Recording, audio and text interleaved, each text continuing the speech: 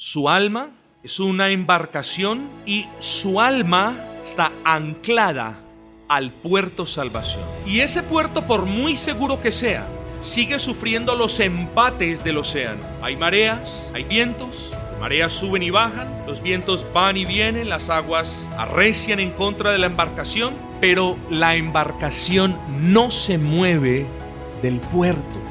El cristiano vive en este mundo deseando, anhelando vivir en la presencia de Dios en el mundo venidero. En su perseverancia cristiana, anhele a diario estar con Cristo. Eso no quiere decir que, ay Señor, quiero estar contigo, me quiero morir, llévame ya. Eso no es lo que quiero decir. Y hago esa corrección porque hay personas que oran de esa manera. No, anhele estar con el Señor. Entienda que por muchos seres amados que usted tenga, estar con el Señor es muchísimo mejor. Por ahora Dios lo tiene al lado de sus seres queridos y gloria a Dios. Disfrute el tiempo con ellos, pero sepa usted, estar con el Señor es muchísimo mejor. O solamente era para el apóstol Pablo y para nosotros no, es también para nosotros. Entonces, una de las maneras en las que podemos animarnos nosotros mientras recibimos la plenitud de las promesas es anhelando estar con el Señor. Persevere con anticipación, no mirando como en la arena del desierto, esto no se va a acabar, sino, Señor, más faltaba cuando no había empezado y ahora estoy más cerca de ti de lo que estuve ayer. Anticípese a las bendiciones que va a recibir. ¿Qué les estoy diciendo? Bueno, hermanos, si nos gozamos con el obrar del Señor a este lado de la eternidad en la santificación, ¿cuánto más nos gozaremos en la glorificación? Todo aquel que ha creído está en Cristo, ha sido unido a Cristo, tiene comunión con Cristo. Y eso es bueno y meditar en eso es glorioso. Pero piense en la futura comunión perfecta, sin pecado, sin interrupción que usted tendrá con Dios. Piense en eso. Alimente sus expectativas sana y bíblicamente. Medite en el gozo de disfrutar de la presencia de Dios. Hermanos, ¿no es hermoso cuando oramos, cuando leemos la palabra, cuando tenemos tiempos de calidad delante del Señor? Sentimos placer en el alma. Si eso es aprovechando los medios de gracia, ¿qué me dice usted cuando estemos enfrente del dador de la gracia?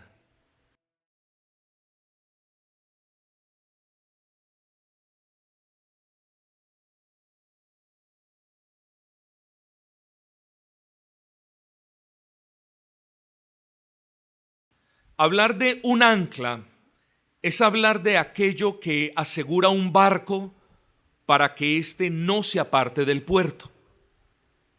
Aun cuando la tormenta arrecia o cuando la marea sube y baja, el barco está en su lugar a causa del ancla. De hecho, nuestras almas, su alma, pueden ser vistas como una embarcación. A menudo suelo decir que nuestras almas son como un barco de papel en el tormentoso mar de la vida, y que lo más maravilloso de todo es que no nos hundimos pese a nuestra fragilidad, porque Dios no solo nos guía, sino que Él es el que impide que nuestras almas naufraguen. Mis amados, todos sabemos que la embarcación de nuestras almas está segura en Cristo, porque lo decimos muy a menudo, porque Cristo es el ancla del alma. Eso está bien. Pero lo primero que debemos considerar antes de adentrarnos a meditar en la expresión el ancla del alma es de qué manera el autor inspirado resalta la fidelidad de Dios en el cumplimiento de sus promesas. Y esa es la parte, hermanos, a la que ahora deseo darle mayor notoriedad frente a ustedes. La fidelidad de Dios en el cumplimiento de sus promesas. Veamos el versículo 13. Porque cuando Dios hizo la promesa a Abraham. Bueno, vamos entonces a poner esto en su debido contexto. después de haber animado a los hermanos en el versículo 12 a perseverar con fe y con paciencia, con el fin de que perseverando con fe y paciencia alcanzaran la promesa hecha por Dios, ahora el autor cita la promesa que Dios le hizo a Abraham. Es como si el autor pretendiese que los hebreos entendieran que de la misma manera que Abraham les había prometido y había perseverado en la fe, ellos también deberían perseverar en la fe para alcanzar la promesa. Abraham alcanzó la promesa, disfrutó la promesa por gracia, pero entre la dación de la promesa y la obtención de la promesa, vemos la perseverancia de Abraham en toda fe y paciencia. Bueno, es lo mismo con nosotros. Dios nos ha hecho promesas.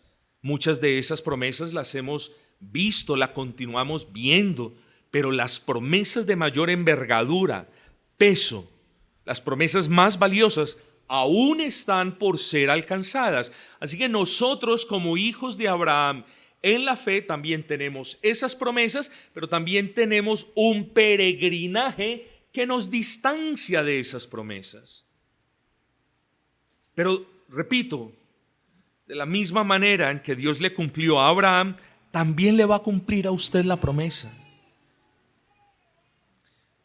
Entonces repitamos, porque cuando Dios le hizo la promesa a Abraham, no pudiendo jurar por otro mayor, juró por sí mismo.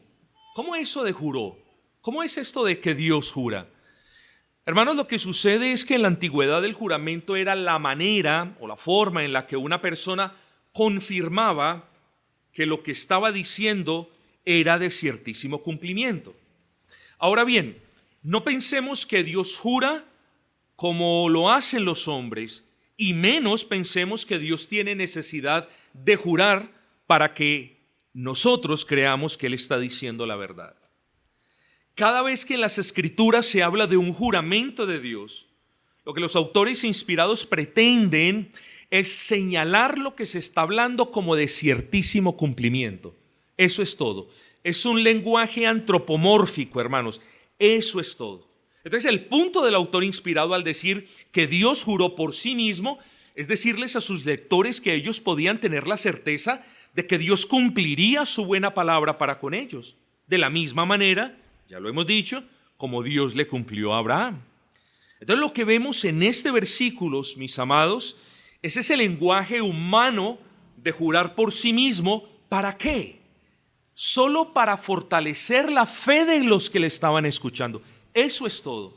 Esa expresión Dios juró por sí mismo no es una realidad de que Dios haya jurado como nosotros pensamos que se jura de acuerdo con lo que vemos. La expresión quedó allí consignada para animar a los hermanos que estaban en dificultades, a quienes se les había hecho unas promesas cuando se les predicó el evangelio, de que perseveraran porque eso que se les había prometido era de ciertísimo cumplimiento.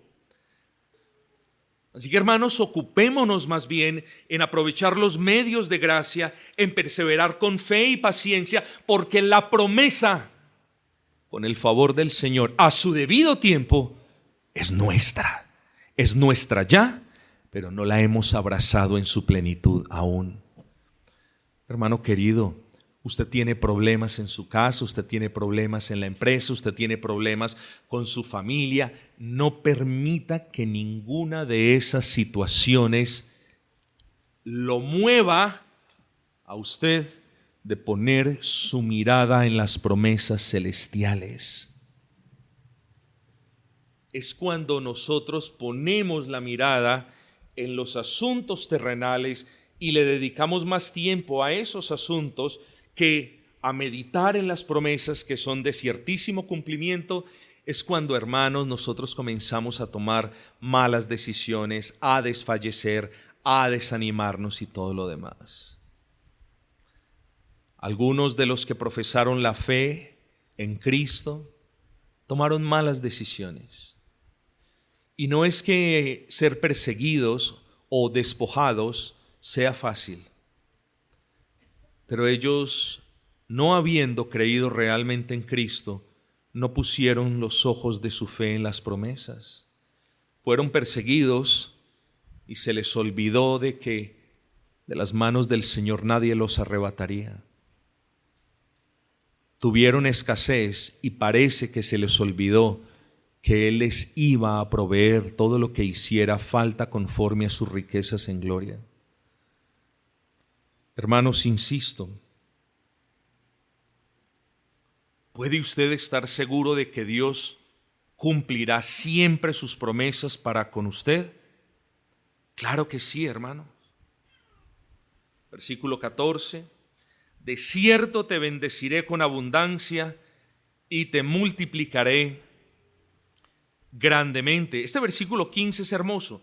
Y habiendo esperado con paciencia, dice, alcanzó la promesa. Abraham esperó.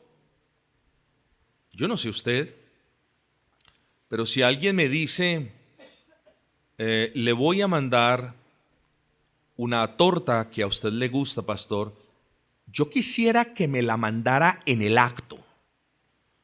Yo quisiera que hubiese una máquina teletransportadora donde 30 segundos después tuviera mi torta en la mesa. Pero las cosas no funcionan así, hermanos. Las cosas no las tenemos cuando nosotros queremos. Las cosas las tenemos cuando es el tiempo del Señor, si es la voluntad del Señor. Cuando hablamos de las promesas de Dios, hay un patrón que usted debe tener en cuenta, mi hermano. Y el patrón es, Dios hace la promesa, hay un espacio de tiempo hasta que la promesa se cumpla, nosotros perseveramos con fe y paciencia y entonces alcanzamos la promesa. Y lo mismo encontramos en la promesa de Abraham. Dios le hizo a Abraham una promesa. Hubo un tiempo prolongado entre la hechura de esa promesa y la consumación de esa promesa. Vimos la responsabilidad de Abraham de perseverar con fe y con paciencia. Y luego que vimos que Abraham obtuvo la promesa, Dios le cumplió la palabra. Y repito, es lo mismo con nosotros. Pero el punto, hermanos, cuando hablamos de la fe de Abraham, es resaltar que mientras Abraham esperaba, él no esperaba el cumplimiento de lo que Dios le había prometido con resignación pasiva. ¿Sí me entendió eso? Cuando Dios nos promete, ninguno de nosotros puede decir, ay, pero tanto tiempo que nos hace falta esperar. ¿Quiénes hacen eso? Los niños, ¿no es así? Te voy a dar un regalo en 2 meses, pero mamá, tanto tiempo que me toca esperar. Bueno, el punto es con nosotros también, hermanos. A nosotros nos toca esperar el ciertísimo cumplimiento de las promesas. A nosotros nos toca perseverar en medio de la aflicción, en medio de la prueba, en medio de la persecución, porque si las tenemos o no, no importa. Tenemos que perseverar con paciencia hasta la obtención de la promesa. Hermanos, nada ganamos con afanarnos, con agobiarnos, con desesperarnos, porque el tiempo que Dios estableció para entregarnos su promesa no lo mueve nadie. Así que lo mejor que podemos hacer nosotros antes de abrazar esa promesa, ¿qué es? Pedirle al Señor gracia, paciencia, para poder perseverar dignamente para su gloria. Hermanos, vuelvo y repito, Abraham no perseveró de una manera pasiva o con tristeza porque aún no había recibido la promesa. ¿Cómo podemos perseverar hasta cuando recibamos la promesa? ¿Cómo? Persevere con anhelo. Hermano, resalte estas palabras si está anotando. En su perseverancia cristiana, anhele a diario estar con Cristo. Eso no quiere decir que, ay Señor, quiero estar contigo, me quiero morir, llévame ya. Eso no es lo que quiero decir. Y hago esa corrección porque hay personas que oran de esa manera. No, anhele estar con el Señor. Entienda que por muchos seres amados que usted tenga, estar con el Señor es muchísimo mejor. Por ahora Dios lo tiene al lado de sus seres queridos y gloria a Dios. Disfruta el tiempo con ellos, pero sepa usted que estar con el Señor es muchísimo mejor. O solamente era para el apóstol Pablo y para nosotros no, es también para nosotros. Entonces, una de las maneras en las que podemos animarnos nosotros mientras recibimos la plenitud de las promesas es anhelando estar con el Señor. Persevere con anticipación. Persevere de esta manera, no contando lo mucho que le falta. Primero, porque no lo sabe. Usted no sabe cuándo Dios lo va a llamar a casa. Así que si usted es uno de los que dice, no, pero es que Señor, ¿cuándo yo descansaré en tu presencia? Eso va a venir, no se preocupe, eso va a venir. Y usted se va a gozar en eso. Pero cuando yo le digo que persevere con anticipación, no es mirando lo mucho que le falta o lo poco que le falta, es dando gracias porque va avanzando para tener lo que Dios le prometió.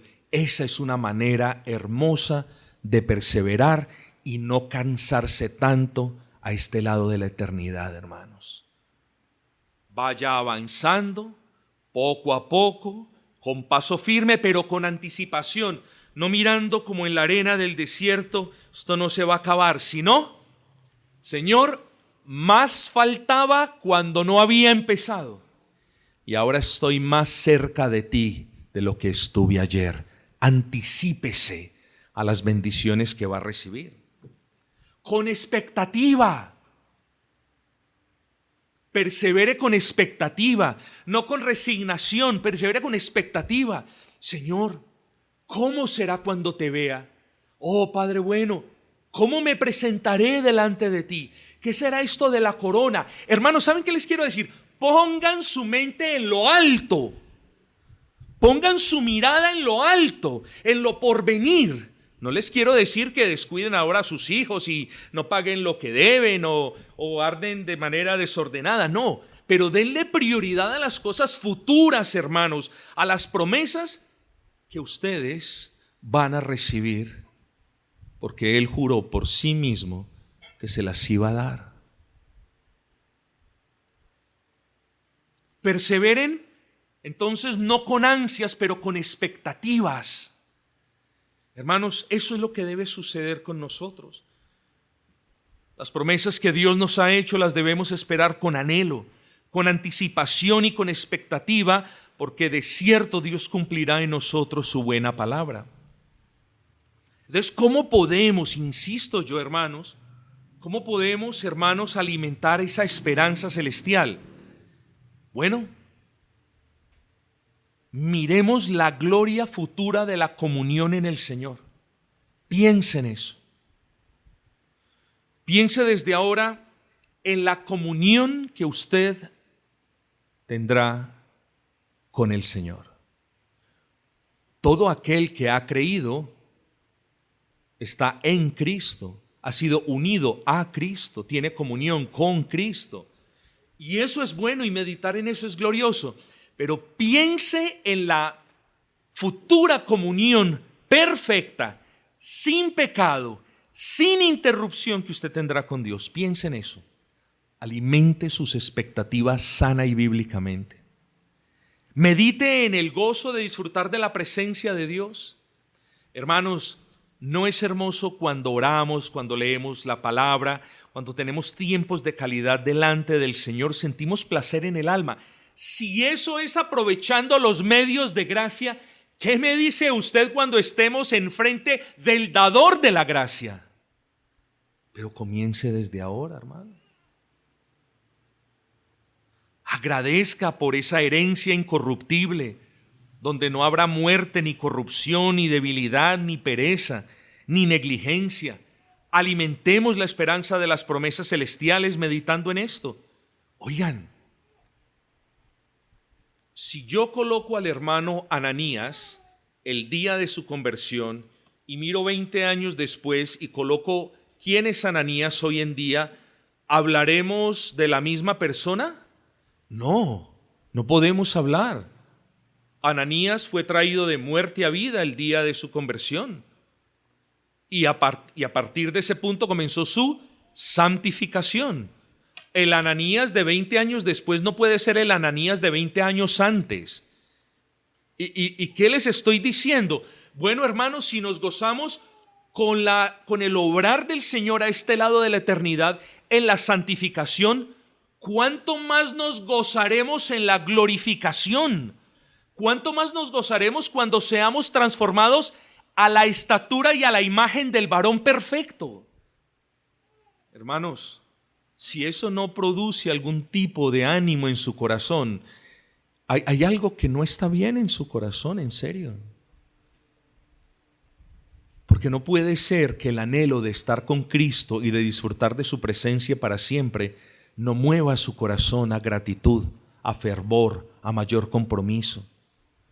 No puede ser que Dios no le conceda ánimo a usted mientras que usted medita en lo poco que ya le hace falta para llegar a su presencia.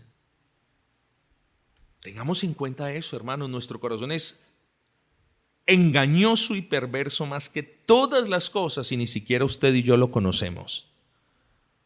Así que no deje pasar esta palabra de ánimo así como así, porque algún día la va a necesitar, hermano. Algún día Dios lo probará, algún día pasará por alguna tragedia. No se lo deseo, pero la va a pasar. Algún día usted va a pasar por una enfermedad, no se la deseo, pero la va a pasar. Y si usted no pasa, un ser al que usted ama la va a pasar. Ese día, cuando ese día usted esté rodeado por muerte, por aflicción, por desgracias, por tragedias, ese día usted será recordado de que este mundo está bajo la maldición de Dios, de que usted es un transeúnte camino al cielo, y ese día lamentablemente es donde muchos se acuerdan de cuánto tiempo han desperdiciado no meditando en las glorias celestiales que Dios nos prometió en Cristo. Como lo decía al principio, y con esto me muevo hacia el final ya, el creyente debe pensar en su alma como quien piensa de un barco anclado en el puerto Salvación. Su alma es una embarcación y su alma está anclada al puerto Salvación. Y ese puerto, por muy seguro que sea, sigue sufriendo los embates del océano. Hay mareas, hay vientos, las mareas suben y bajan, los vientos van y vienen, las aguas arrecian en contra de la embarcación, pero la embarcación no se mueve del puerto. ¿Por qué? Porque está anclada, hermanos. Y en ocasiones pensamos que las pruebas y las tribulaciones son más fuertes que nosotros y técnicamente hablando lo son. Entonces la pregunta es, ¿qué es lo que no permite que nuestras almas se hundan? Y si todos respondemos al unísono, la gracia de Dios, eso sería correcto. Pero de este pasaje podemos aprender que aunque sople el viento y aunque se levante la tormenta y aunque las olas sean altas y amenacen nuestra embarcación, nuestras almas nunca podrán ser arrastradas hacia el desespero de la condenación, porque estamos anclados. La pregunta es, ¿anclados a qué o a quién? Podríamos decir que estamos anclados a la persona de Cristo, y eso sería una respuesta gloriosa, verdadera, grandiosa. Pero tenemos que sujetarnos a lo que dice el contexto. No es que si a usted le preguntan cuál es el ancla de su alma, usted dice dependiendo. No, usted puede explicar, el ancla de mi alma es Cristo, y elabora el punto. O el ancla de mi alma es aquel del que me habla el capítulo 6, versículo 18 de Hebreos, y también les explica. Hermanos, el versículo 19 habla de la esperanza del cumplimiento de las promesas que Dios nos ha hecho como un ancla. Es decir, nuestra esperanza es un ancla firme para el alma, y lo más maravilloso es esto, que esta ancla no está echada en las aguas inestables de este mundo, ni en nuestras emociones volátiles, ni en ninguna fortaleza de parte nuestra, porque si así fuese, ya el mundo nos hubiese llevado lejos de Cristo. Nuestras almas están ancladas al Señor, mis amados hermanos, porque nuestras almas están en el lugar donde Cristo está. Y Cristo está, de acuerdo con este contexto, en el lugar santísimo. Está en la presencia de Dios mismo, hermanos. Nosotros estamos seguros, nuestra salvación es segura porque nuestra salvación está en la persona de Cristo, que está viendo a Dios cara a cara, que está intercediendo por nosotros a la diestra del Padre. Allí estamos seguros, porque si el Señor no nos ofrece ese tipo de seguridad, entonces no la tendremos en ninguna otra cosa o persona. Por eso podemos estar seguros, hermanos, que aunque se levanten los cielos y la tierra, nadie podrá mover la embarcación de nuestras almas del lugar donde Cristo está, de la persona de Cristo. Nuestra esperanza está fija en la mismísima presencia de Dios, donde nadie la puede mover ni sacudir. Allá está, mis hermanos. Allá está anclada en la fidelidad inmutable de Dios, en la obra consumada de Cristo y en la eficacia de su eterno sacerdocio. El cristiano vive en este mundo deseando, anhelando vivir en la presencia de Dios en el mundo venidero.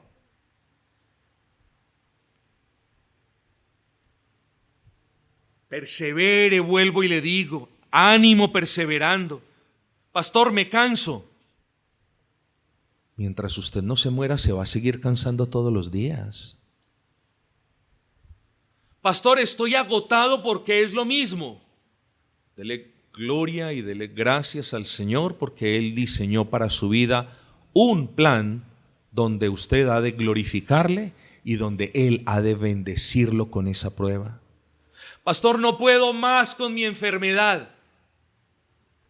Dios, al dársela, siendo sabio y perfecto, se la dio por varias razones, entre ellas esta: que usted le aprenda a glorificar no en los tiempos de prosperidad, sino de adversidad. Pastor, ¿y qué si no tengo dinero? Perseverar sin dinero es sumamente difícil.